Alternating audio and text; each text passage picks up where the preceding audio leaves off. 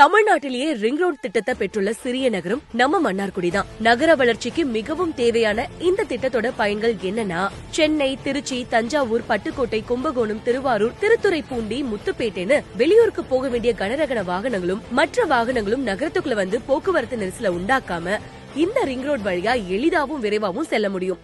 நெல் பயிரிடுவதுதான் மன்னார்குடி சுற்றுப்பகுதி கிராமங்களின் முக்கிய தொழில். அவ்வாறு உற்பத்தி செய்யப்படும் நெல் மூட்டைகளை கொள்முதல் நிலையங்களிலிருந்து சேமிப்பு கிடங்குகளுக்கு கொண்டு செல்லவும், வெளி மாவட்டங்களுக்கு கொண்டு செல்லவும் ஆயிரக்கணக்கான லாரிகள் நகரத்தின் வழியே தினசரி இயக்கப்பட்டு வருகிறது.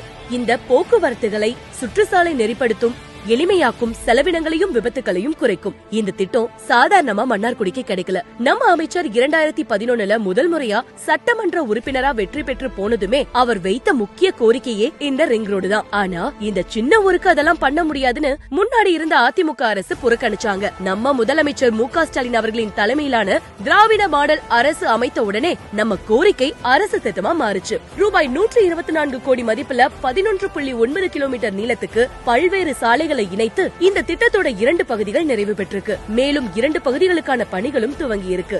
மகத்தான இந்த திட்டத்தை மன்னார்குடிக்கு பெற்று தந்துள்ள நம் மண்ணின் மைந்தர் தொழில்துறை அமைச்சர் முனைவர் TRP ராஜா அவர்களுக்கு துணை நிற்போம்.